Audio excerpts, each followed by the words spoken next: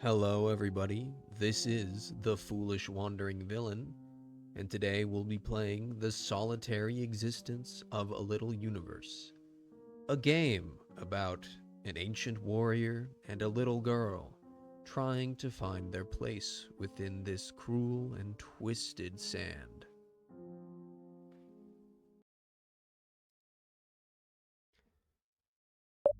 All right. A hacking cough, breaking a deep breath, opens your eyes. You become aware. In front of you, there is nothing, only darkness. You decide to stand up and walk.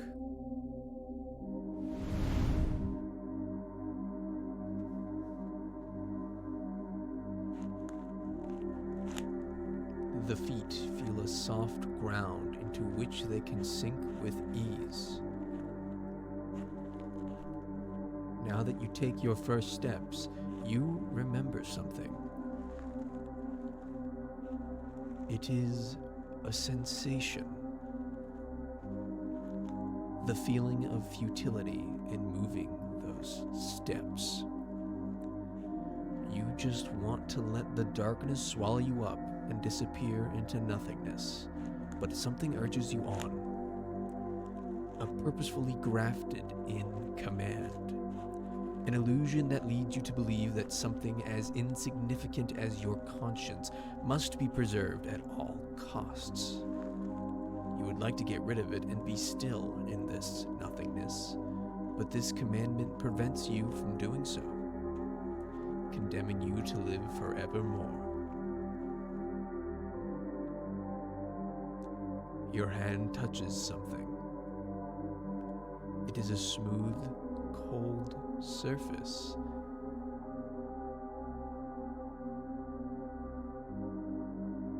You see something in front of you now. It looks like the shadow of a tall, emaciated figure, of a specter near the end.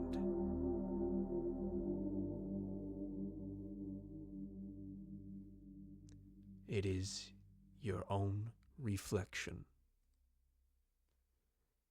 Fear of the unknown is a fundamental fear, and you don't know what lies beyond the shadow of your face.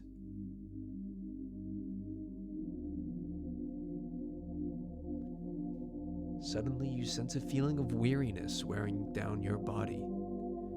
You lean against the surface you previously had in front of you, and as you curl up, you realize you are resting on sand. The darkness has become less deep.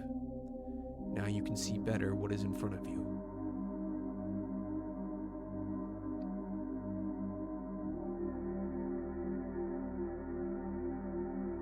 A lonely desert without end.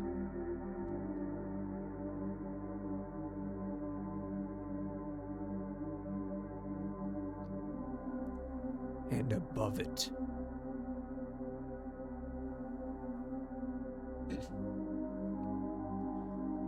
the starry sky illuminates the night firmament with a pale indigo light. A universal warmth fills your body, as if this vision is returning something essential to you. Have you seen all this before? You don't remember. And you don't recall anything about yourself.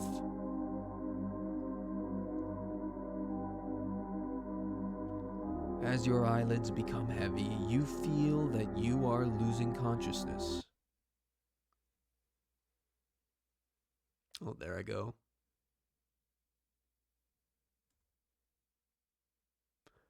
The inevitable. Has it finally come? Nope. You still have a while yet, it seems. The solitary existence of a little universe.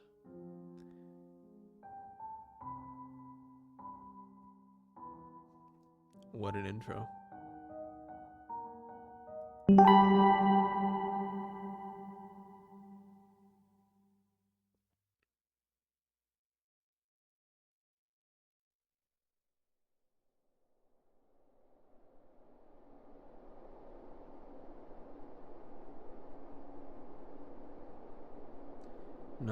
this is not the end. It seems like you are still here. But something has changed.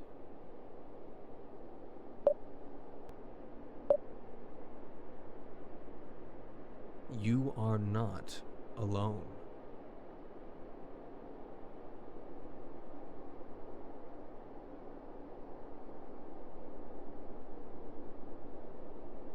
It's the girl from Angel's Egg. A little being is gazing at you with interest. What does it want from you? Why won't it leave you alone? Annoyed, you clear your throat to speak.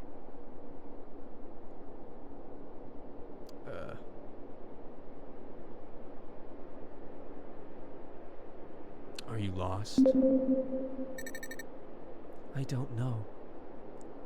The little creature does not seem at all frightened by your presence. Do you know who I am?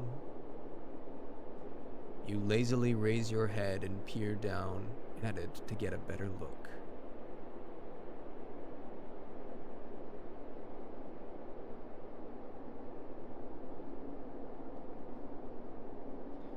Now that you look more carefully, you notice that it is a little girl. She is wearing rags unsuitable for her size. She probably must have found them somewhere in the desert. But something strikes you about her appearance. Something peculiar yet so elusive that you need to focus all your attention to grasp it. You look like a little girl.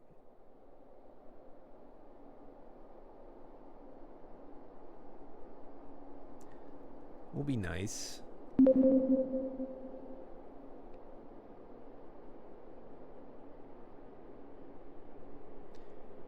She squints her eyes in concentration, as if to recognize the thoughts within herself.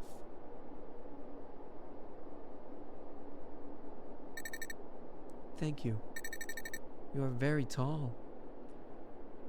The tone is not that of a simple acknowledgement. She seems to have stated it as a compliment.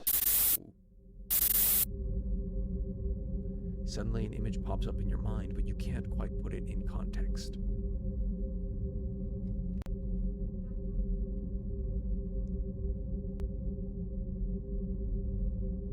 It is a city.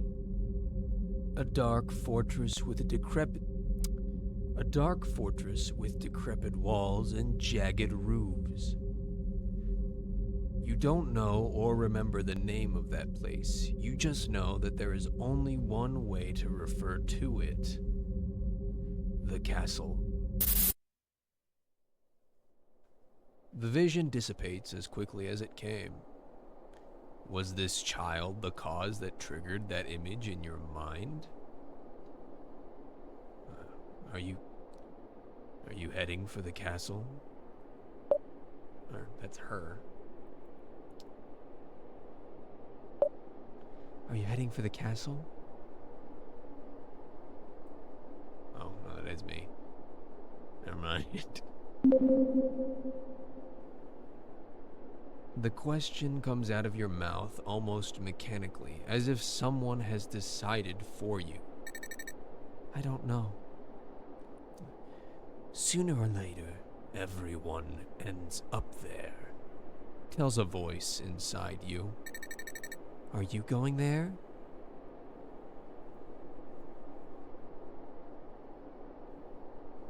I don't know. You don't know. The child monkeys the tone of your voice, perhaps to play an innocent joke on you. You look hollowly at the sand around you. Yes. You don't know why you are here. You don't know where you are going. And you don't even care. You just want to keep walking aimlessly until death finally finds you. I really like the color of the veil that's covering your body. What's the name of it? You raise an arm to observe the rags that once were your robes.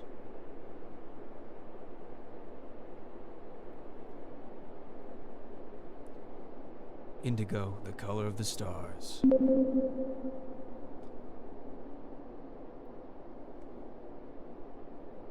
Once again, the little girl closes her eyes, as if she were imprinting your words inside her. Thank you. No problem.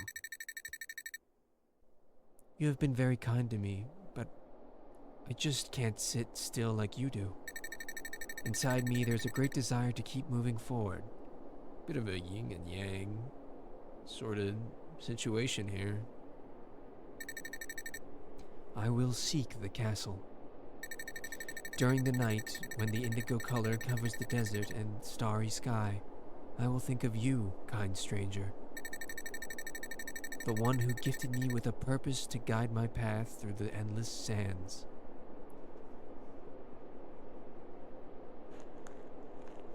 The child goes away.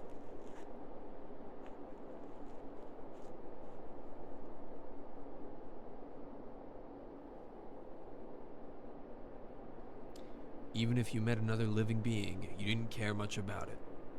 You just want to forget about it and return to your eternal present. The eyelids become heavy again.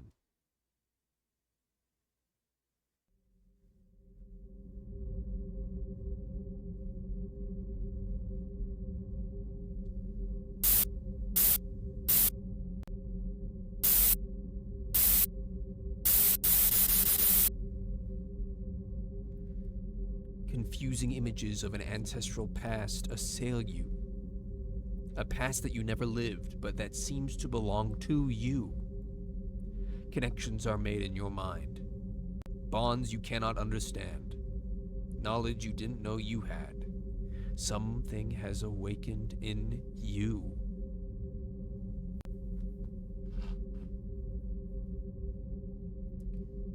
Undefined awareness. A new undefined awareness, rather. You wake up in a daze. In front of you is the little being from before. You have your hand outstretched towards hers, as if you tried to grab her in your sleep. The child seems more intrigued than frightened by your gesture. The castle. Again, it disturbed your sleep. You are inexplicably enthralled by it. May it be the cause of your unfortunate fate, or rather the very cause of your existence. If it is so, then it could also be so that the key to find a way to break your immortal curse. There is no other way to find out except by venturing inside it. But if you keep going alone, the desert will swallow your consciousness and you will lose your path again. However, if this child were to accompany you, she could serve as an anchor to your sanity. Very angel's egg. Perhaps she will be the means through which you will be able to, finally, disappear from the world.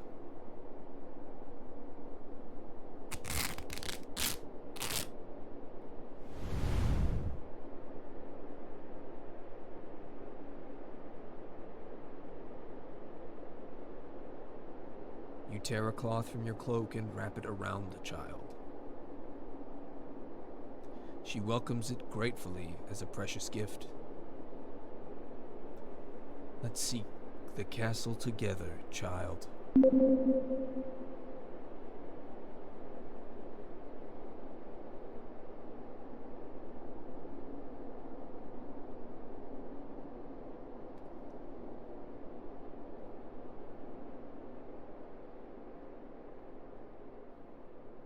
We can interact with all the things.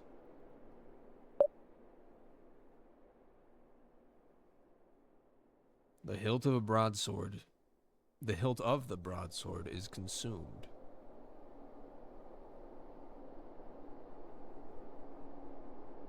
Its blade seems to have been through a lot. It is impossible to say whether it was recently used in battle or whether it has been abandoned here for a long time. Did it belong to you? It seems too imposing to be wielded by any normal being.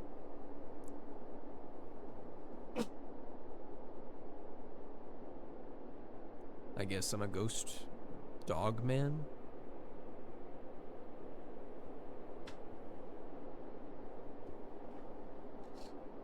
The child approaches, intrigued by your observing.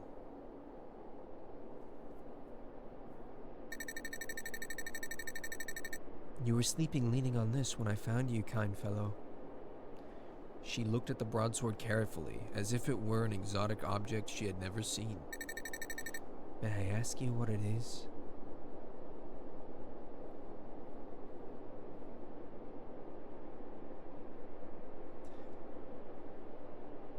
A means to defend yourself.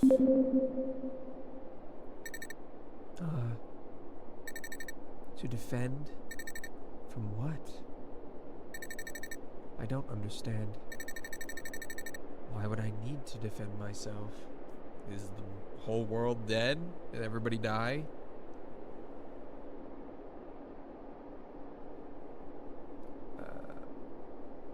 The world by nature is a dangerous place. I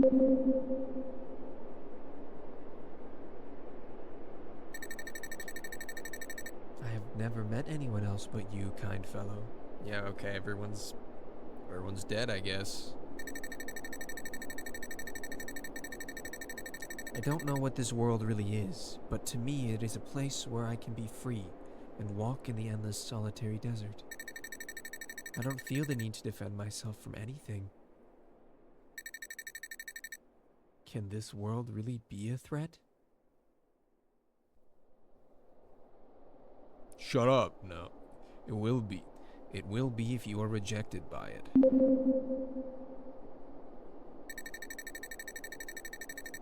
What a tragic destiny to be rejected by such a beautiful world. And we are yin and yang. How could the womb of the world cast aside a creature born from itself? It isn't fair. Very wise. I welcome this world with open arms. And if it will reject me, I will embrace it even more tightly. I will never let it go. Her thoughts are sometimes erratic, but they feel genuinely spontaneous. She looks at the broadsword again.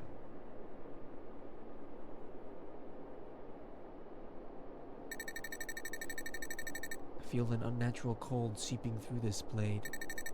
It is the same cold I felt when I first met you, kind fellow. A gentle cold that makes me feel at ease. I wonder, how can this chill resist the heat of the desert? The child brings her hand closer to touch the blade of the broadsword.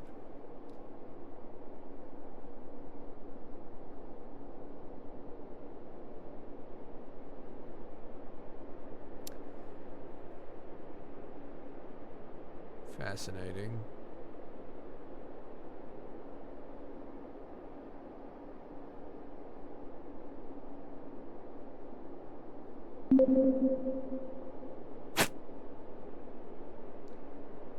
The child suddenly retracts her hand.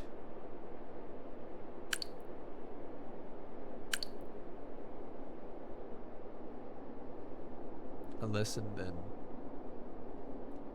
A thin stream of blood is dripping from her index finger.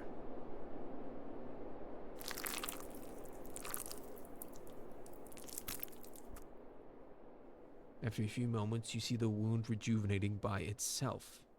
The blood that was dripping from it stopped. The cut is gone. She looks at the blood dropped on the sand. The sudden injury does not seem to have particularly unsettled her spirit.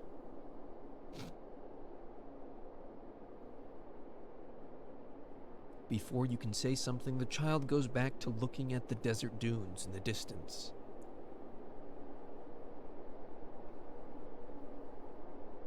Fascinating. She seems intent to observe the horizon far away, as if she were seeking something.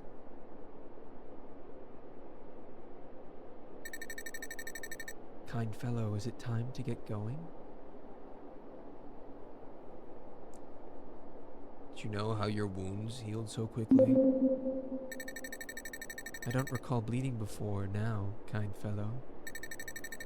I felt a cold needle piercing my skin, and then something else happened. I felt as if I was being torn apart by 1,000 blades. Images ran through my mind like a violent storm. Then I was back here. The pain was gone, and I found myself watching my bleeding hand. I'm sorry, kindred one. I don't know what happened to me. What did you see in your vision? It's hard for me to say, but I think you don't need to tell me if you don't want to. Thank you, kind fellow.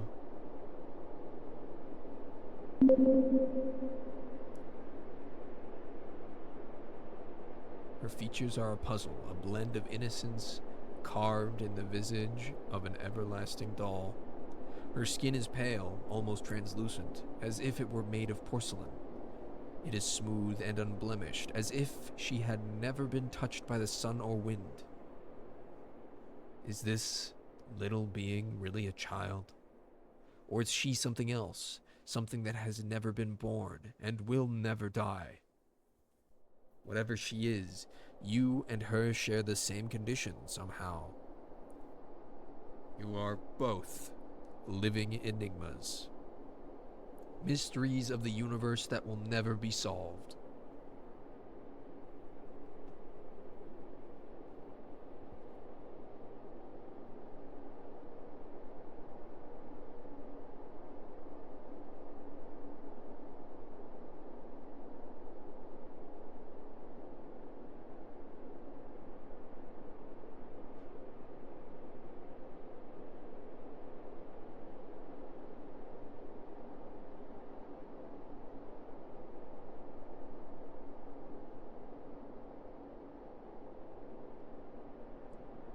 Same.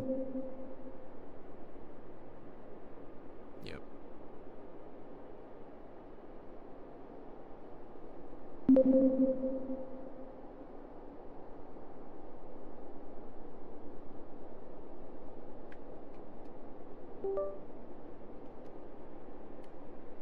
Well, let's go, I suppose.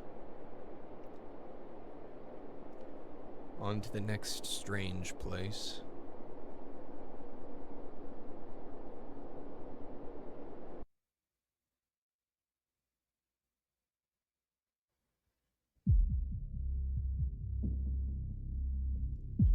The hazy, fragmented memories regained guide you. Your steps and those of the child across the desert dunes.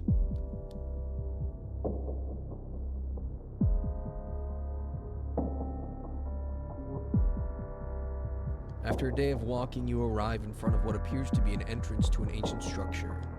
You don't know if there is another way to continue, but walking through the ruin is the only way you recall. However, you have no memory of what you might find.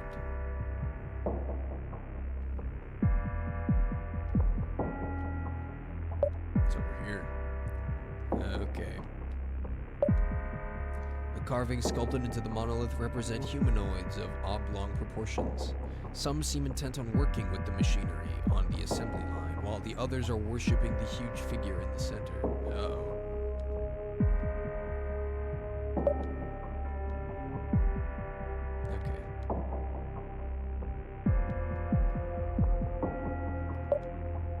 A skeletal figure was carved in the center of the monolith. The size is larger than the others, perhaps to emphasize its importance. The area where the head was previously supposed to be depicted was destroyed. Ominous. However, some great detail can still be discerned on the chest. These These are lines and glyphs placed in a precise pattern, seemingly indicating a ritual. Concealed cryptograms. Are you a robot, an android, perhaps? And I'm an experiment? Maybe that's where this is going. The child approaches the monolith. Her small fingers feel the carvings in the stone, almost as if she were deciphering their meaning. Seeking prosperity, we found the desert. Seeking hope, we found despair. Seeking eternity, we found oblivion. Horrid cogs imprison us. Learned. What do these words mean?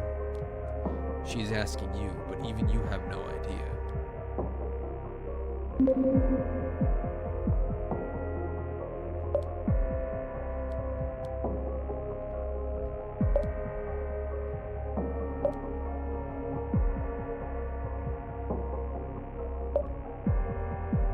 That's a bit whoa.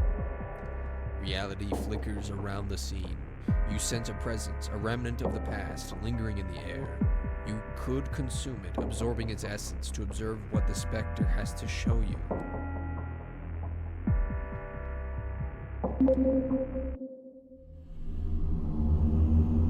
We will, for the sake of curiosity.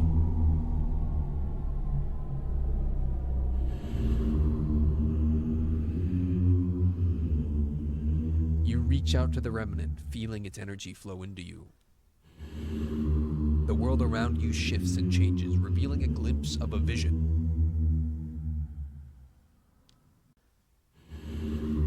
The flesh is a prison. The flesh is weak. Oh my god. They're Necrons. Or fucking Mechanicus. The flesh is an ailing vessel. I can't escape the flesh. Do not wake me. Do not wake me. Do not wake me. Okay.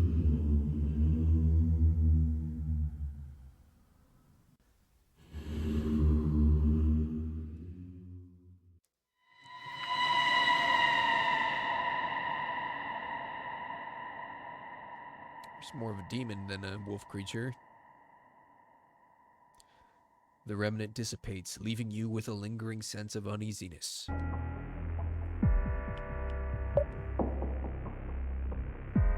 An abandoned humanoid wreck of metal in front of the entrance. Oh, okay, it's a metal skeleton.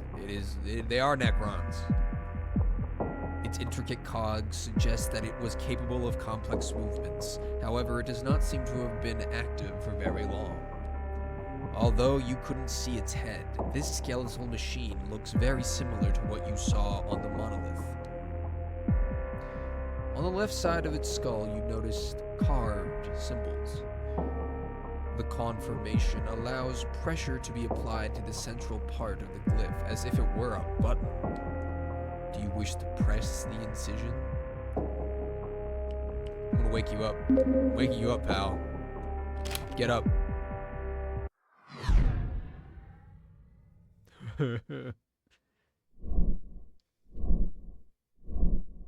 Yeah, why'd you put yourself in a robot, stupid? The eyes of the metal skeleton glow with an unnatural dim light.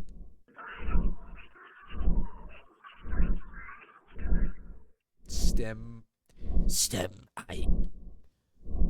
A croaking, disturbed whisper comes out of the motionless machinery.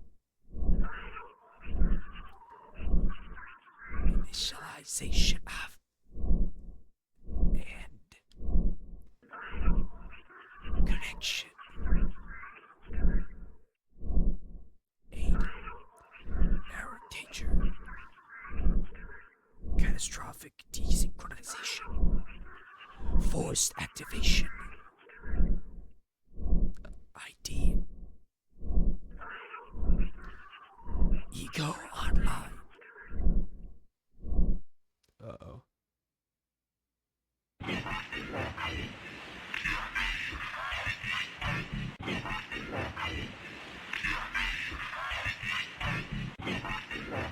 Yeah, why did you put yourself in a robot, pal? Not a good idea. Not a good idea.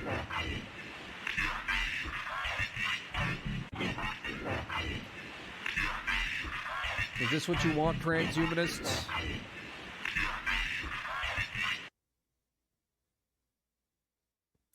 The robot keeps repeating the same statements. The skeletal rib cage of the humanoid. It seems to contain something else besides the rusty cable and bolt complex. The lines and cryptograms remind you of those you saw in the central figure of the monolith. It is possible to press them. Oh boy.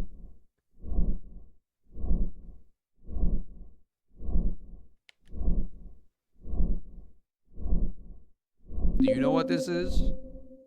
Without ado, your partner approaches the metal skeleton. She doesn't seem at all afraid of the grotesque figure in front of her.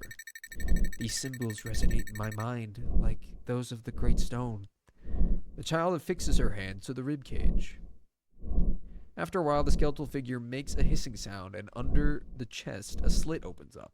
It is too small for you to insert your hand into, but the child may be able to.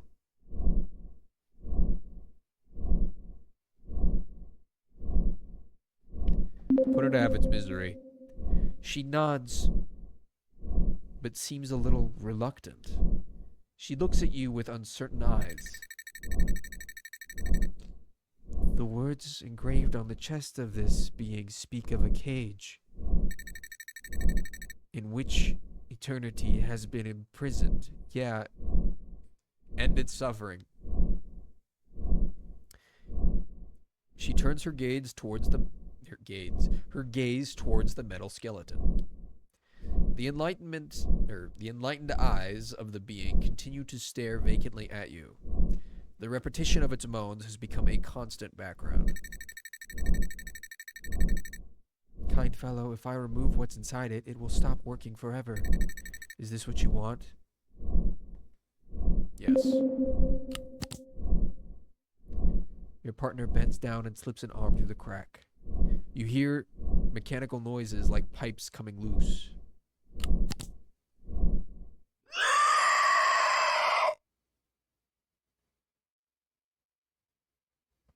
An unworldly scream comes out of the machine's mouth. Yeah, good, it's dead. It's a sound that should not belong to any living being. You're right. That instinct is correct. As the child pulls out the contents of the chest, the humanoid's eyes go out.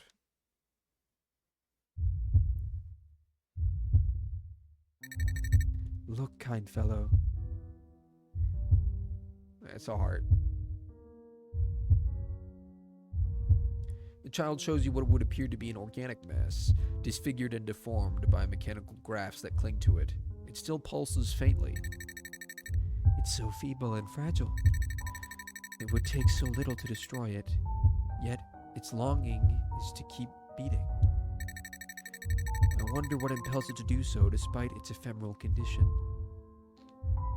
She looks at that grotesque pile of flesh with delight and curiosity, as if she had found a treasure. I will take it with me.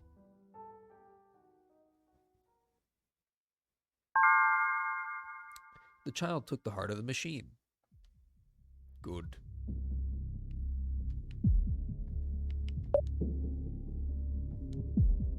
The humanoid wreckage lies inert. Its chest has been opened and the heart it contained has been removed.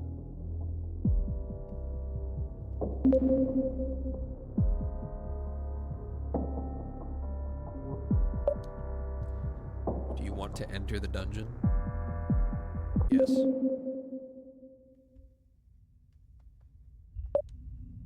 The ancient gate is closed. It is too heavy to be moved.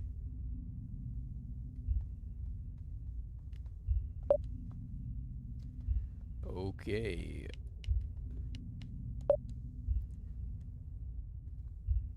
Are these their prior bodies?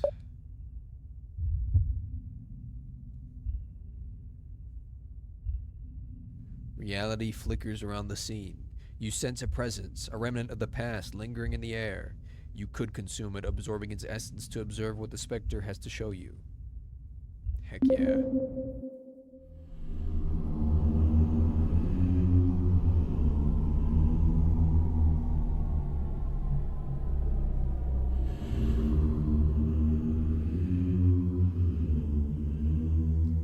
reach out to the remnant, feeling its energy flow into you. The world around you shifts and changes, revealing a glimpse of a vision. You see machinery of dark design operating in eerie silence. Yep. Shadows move within the factory, hinting at a hidden purpose.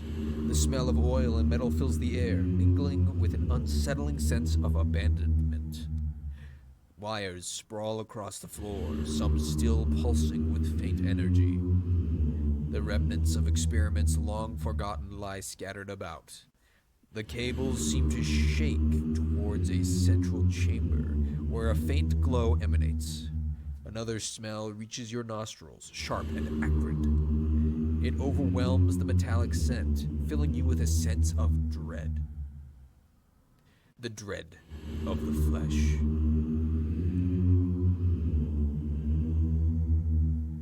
Am I gonna get spooked again? Yep. Okay, so these guys are Necrons. Enough said.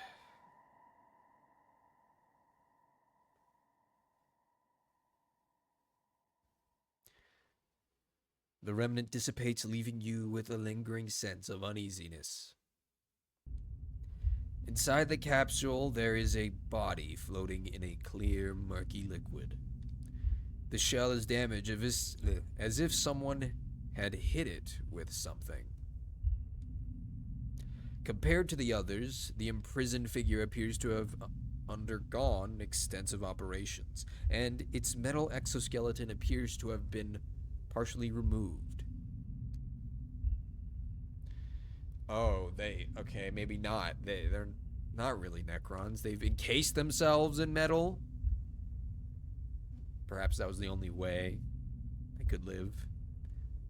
On the side of the capsule, you notice a small screen. You can type letters and unnumbers. Use the alphanumeric keypad.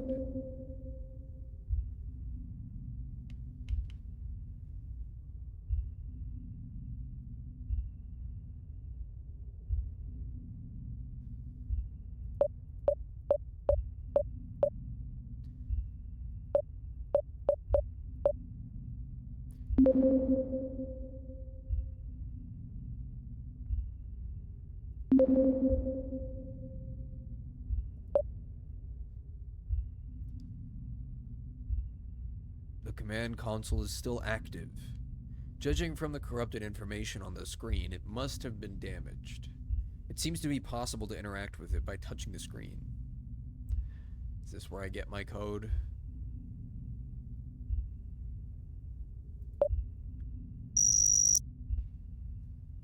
Datalog 01.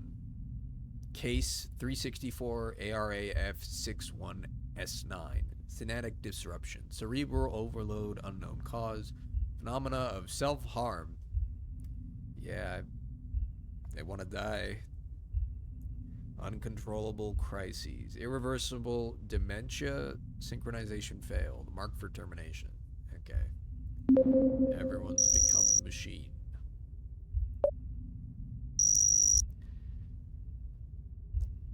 Mechanical components rejected. Catastrophic deterioration. Deactivation of pain impossible. Unknown cause. Synchronization failed. Marked for termination. Okay. You're defective. Get out.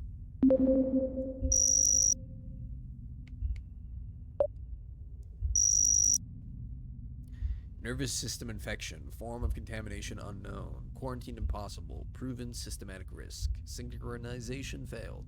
Marked for termination, high priority. Oh, maybe it's a virus. What? Hold up.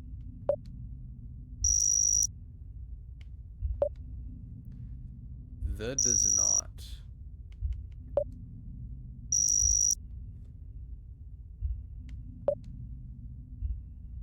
That does not flesh. Memory corruption, failed relocation, impossible. Impossible defragmentation. Dislocation and hallucinations cause erratic behavior. Synchronization failed. Mark for termination.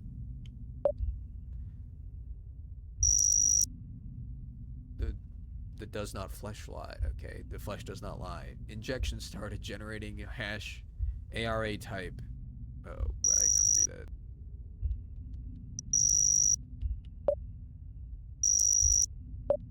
The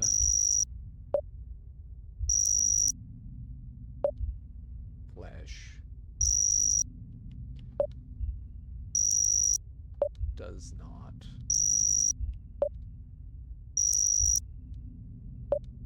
lie.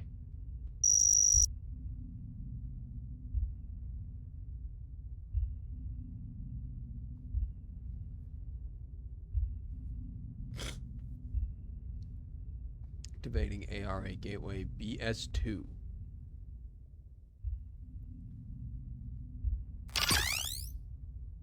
You hear the sound of machinery being activated somewhere outside this room.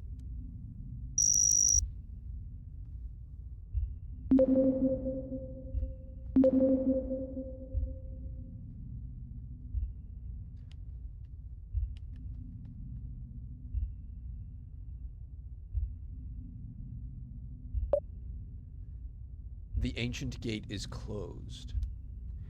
It's too heavy to be moved.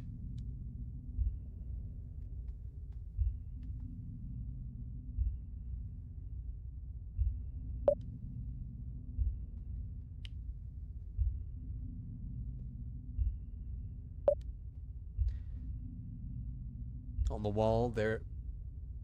wall are the remains of an inanimate automaton. Above it, you see a skull hanging, connected to cables that disappear into the darkness of the ceiling. The two pieces do not appear to be part of the same body, but two have been artificially put together to compose something new. Looking at it more closely, the skull does not appear to be natural, but also the result of industrial production. Oh, hi. Suddenly, its eyes light up. Sounds come out from behind it. The skull seems to come to life.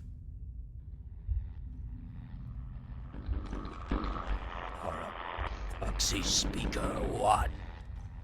Initializing interface protocol Ara Sphinx 3919V148.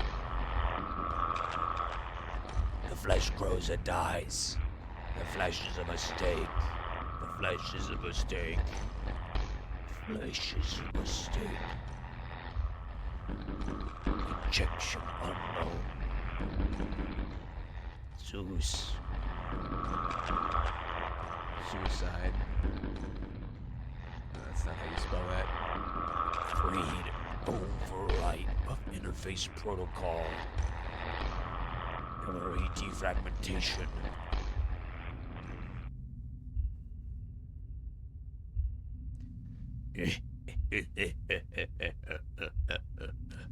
Still here. The flesh grows and dies. It is a gift. A gift we love. A gift that will perish. A lone craftsman, the last of his kind, created a perfect automaton. Not only could it speak and move, but it could feel pain, fear, and desire. Oh, the robots wanted to be people, actually. Okay. However, the automaton began to suffer, tormented by the awareness of the emptiness of its own existence. It was born by chance at the whim of its creator. Free me from this prison of iron, it pleaded. The creator had to make a choice. Turn off the automaton, ending its suffering but destroying a unique creature. Let it live, allowing to search for its own meaning despite the pain. Alter its mind, erasing its emotions, and reducing it to a mere machine. What should the craftsman do?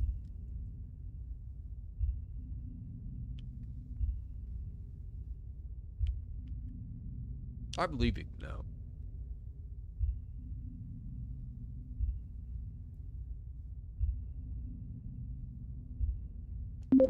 Turn it off.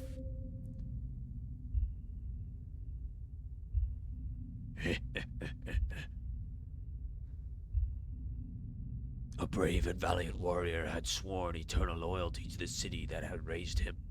For years he fought for it, sacrificing everything in its name. One day he discovered a secret wing deep within the fortress. To his horror, he saw chained prisoners, monstrous experiments, deformed beings that were once people. The city had sworn to protect, fed. The city he had sworn to protect fed on the suffering of others. The warrior knew that to betray the oath was to become an enemy of his own home. To remain faithful, however, meant ignoring the horror. The warrior was faced with a choice: stay faithful, turning away from the horror and continuing to serve. Rise up and destroy the corrupt heart of the city, exterminating those who raised him. Flee and take the secret with him, but leave the evil undisturbed. Something new will rise.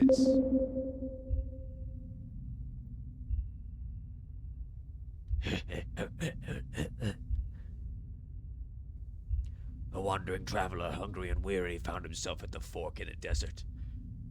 To the right, a village with friendly people and a safe haven. To the left, an ancient ruin which gave off a golden glow. It was said to be cursed, but within lay treasures and provisions in abundance. The wandering traveler had to choose. Go to the village, relying on the kindness of others, but without knowing whether they would welcome or reject him. Explore the ruin, seeking the curse to gain riches and survive. Continue without stopping, accepting hunger and pain to reach a more distant goal.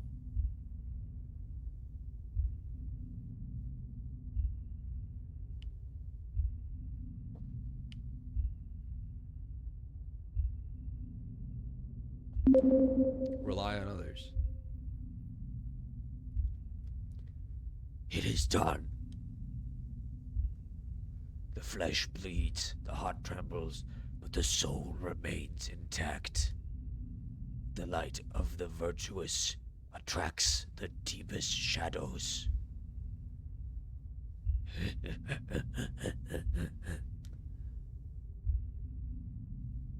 The flesh calls. Energy relocation from ARA Sphinx 3919V148 to ARA Gateway BS2. You hear machinery activating somewhere else in the basement. Its eyes have gone out. The skull has returned to being a simple, inanimate object.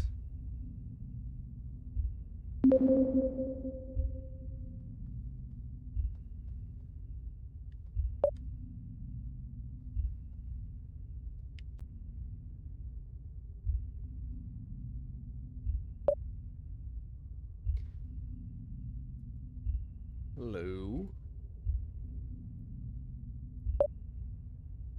The machine is off.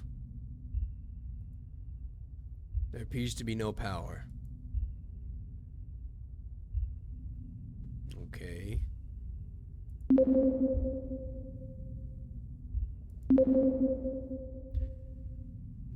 Oh, that's open now. What?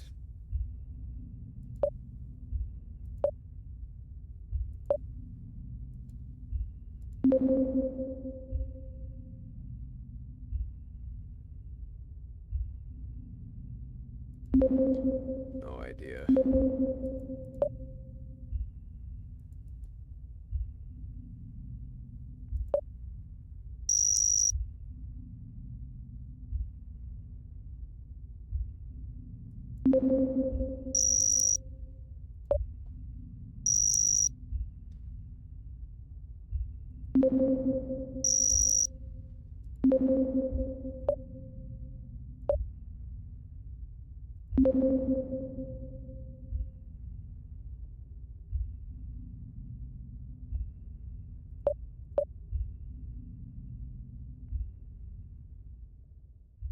There is no 6.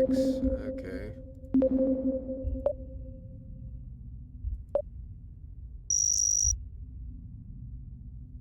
Six one S9.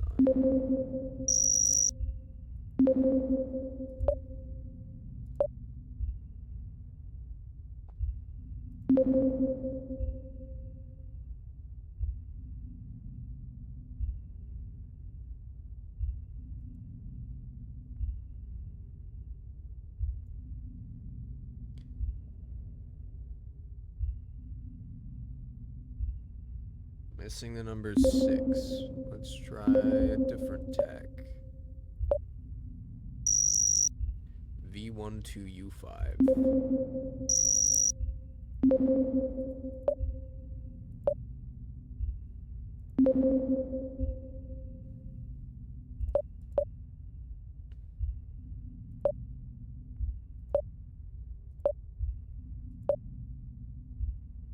Nope.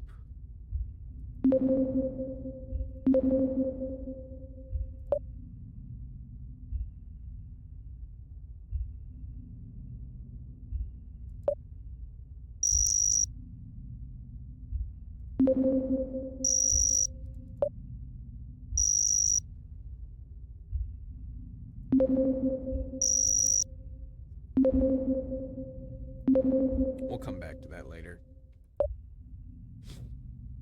Way is clear. You can go ahead.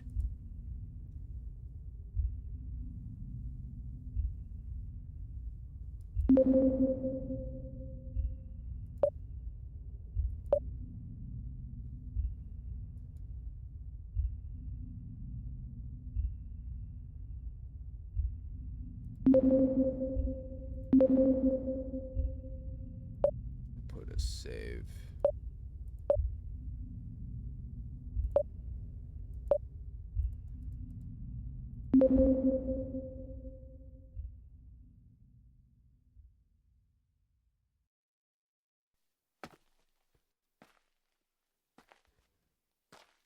The gateway leads you into an underground corridor. After a few minutes of walking, you find the exit.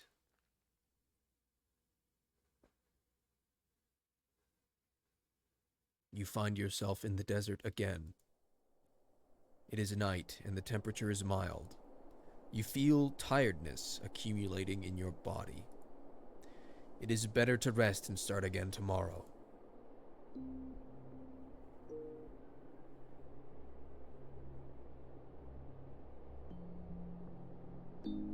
You both sit down on the cool desert sand.